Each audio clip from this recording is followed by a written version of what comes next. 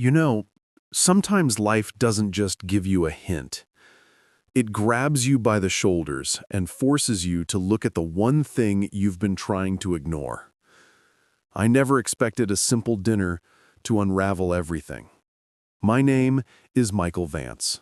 I'm 38 years old, an ordinary guy from Chicago. I built a life I thought was secure, stable, a life I was proud of. Married to Olivia for 8 years. I believed we were the couple who had it all figured out. A strong partnership, a comfortable home, a shared future. But that carefully constructed reality dissolved one Tuesday evening at a restaurant called the Oak Grill. It began with a voicemail. My phone lit up on my desk just as I was packing up for the day. It was from my sister, Chloe. "Mike, hey, don't be late tonight, 7 sharp. Liv's been planning this for weeks. She's so excited to celebrate you." I remember frowning. Celebrate what? It wasn't my birthday. It wasn't our anniversary. Olivia had been distant lately, preoccupied, always saying she was working late, her phone constantly buzzing with notifications she'd quickly dismiss. I'd told myself it was just a busy period. This message felt like a reassurance, a sign that we were okay. I even noticed her wedding band was missing a couple of weeks ago. She said it felt loose, that she was scared of losing it. A tiny nagging doubt, but I buried it. I trusted her. That night, I walked into the Oak Grill with a genuine, hopeful smile. It was an intimate place, candles flickering on every table. I gave my name to the host, expecting to be led to a private room full of friends and family. But that's not what happened. The host just nodded and gestured toward the dining room. "Right this way, sir." I followed him, my smile fading as we weaved through tables, heading not towards a private room, but to a secluded booth in the back. And then I saw her. Olivia. Her back was to me, but I'd know the slope of her shoulders anywhere. She was leaning across the table, her hand resting on top of another man's. It was an intimate, comfortable gesture, the kind that speaks of familiarity. My feet kept moving, carrying me forward on autopilot. The man looked up, his face breaking into a warm smile at something she said. It was David. David Miller. A guy from her gym I'd met a handful of times, a guy who'd clapped me on the back and called me mate. Olivia turned, following his gaze. Her eyes met mine. Her beautiful, easy smile vanished, replaced by a mask of pure, unadulterated shock. The color drained from her face so completely, she looked like a ghost. David's smile melted away, his eyes widening in a panic that said everything.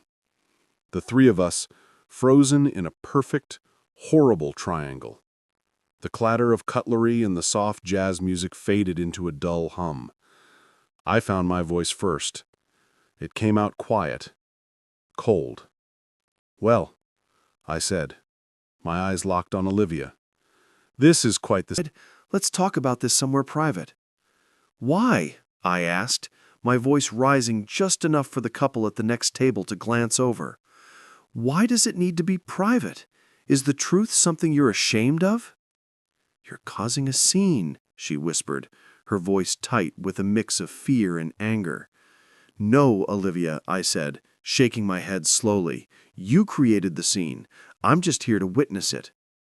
I looked from her terrified face to David's ashamed one. The pieces clicking into place. The late nights, the missing ring, the constant secretive texts. "I hope he was worth it," I said, my voice barely a whisper. I turned and walked away. I didn't run. I walked, each step feeling like I was moving through wet concrete. I made it to my car before the full impact hit me. I sat there in the silence, gripping the steering wheel until my hands ached. My phone buzzed again and again in my pocket. I knew it was her. I didn't look. I just drove. No destination. Just away. I ended up at the lakefront, watching the dark water swallow the city lights. I finally pulled out my phone. The screen was flooded. Michael, please. Let me explain. You have it all wrong.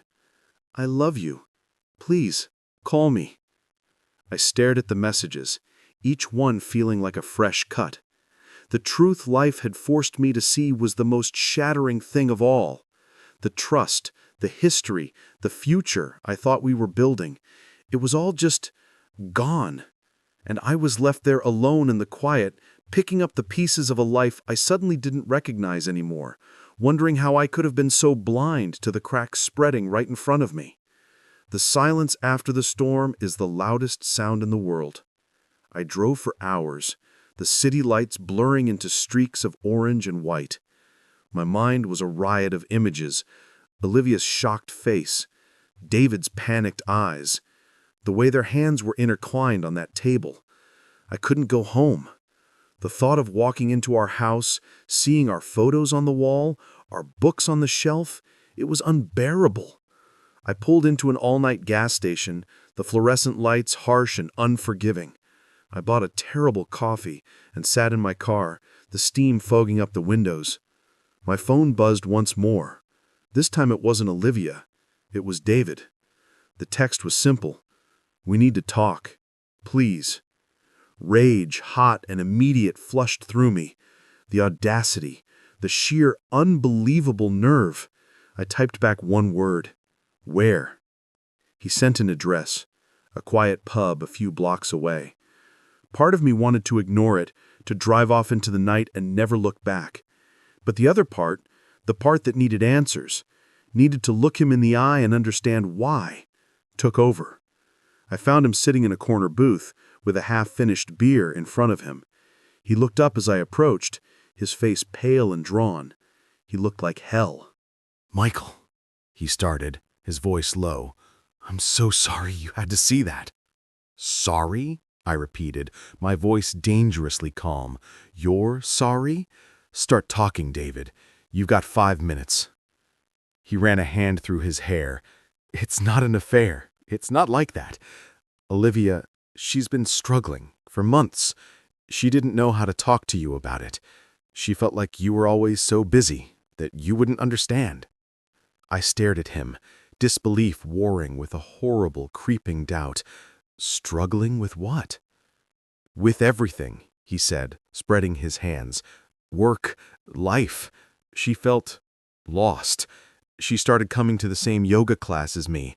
We'd get a smoothie after. She just needed a friend to talk to. That's all it was, I swear. A friend, I said, the words tasting like ash. A friend who holds her hand in dark restaurants? You expect me to believe that? It was a mistake, he said, his voice pleading. A stupid, friendly gesture that looked like something else. I'm engaged to Jessica. You met her at the company picnic. Olivia was just a friend who needed someone. His words swirled around me, confusing everything. The seed of doubt took root. Had I been too busy? Had I been so focused on work that I'd missed my own wife falling apart? The guilt was a physical pain in my chest. But then I saw it again. The look on her face. It wasn't the look of someone caught getting a smoothie with a friend. It was the look of someone whose secret world had just been exposed. You're lying, I said, my voice cold and final. You can tell yourself whatever story you want, but I saw the truth on both of your faces. I stood up, looking down at him. Stay away from her. Stay away from me. I walked out, leaving him sitting there. The cold night air did little to clear my head. His words echoed, hand-holding, David's explanation. Leo came to the door, his arm around Anna, listening intently. When I finished, Anna looked pale. Oh, Mike, there's something you should know. Olivia told me she's been seeing a life coach for anxiety. She made me swear not to tell you. She was so embarrassed. She didn't want you to think she was weak. I stared at her. A life coach? David Miller is a life coach? Anna and Leo exchanged a glance. David? Leo said, frowning. No, Mike. David's a financial advisor. The life coach she mentioned was a woman named Sarah. The world tilted again. So he'd lied. To my face. In that pub. The guilt I'd started to feel curdled into pure, unadulterated fury. I turned without another word and ran for my car. I drove straight home. I threw the front door open. Olivia was on the couch, her eyes red and raw from crying. She stood up. "Michael, thank God. Please, let me explain." "Was it a life coach, Olivia?" I interrupted, my voice like steel. "A woman named Sarah?" She froze. The panic returned to her eyes. How did you know about that? And is David Miller your financial advisor? Or was the hand-holding just part of a new investment strategy?" Her face crumpled, the last of her composure gone. "I was going to tell you. I was. I started seeing Sarah months ago, but then I ran into David at the studio. He was so easy to talk to. He listened. One thing led to another. Michael, I'm so sorry. It was a mistake. A terrible, horrible mistake." The final confession hung in the air between us, sucking all the oxygen out of the room. There were no more lies to uncover, no more excuses to hear. The truth was finally, utterly clear. I looked at the woman I had loved for nearly a decade, the woman I had built a life with, and I felt nothing but a vast, empty silence. "Some mistakes," I said, my voice hollow, "you can't come back from." I turned and walked out of our home for the last time, closing the door softly on the life we had shared, leaving only the echo of my footsteps in the hall.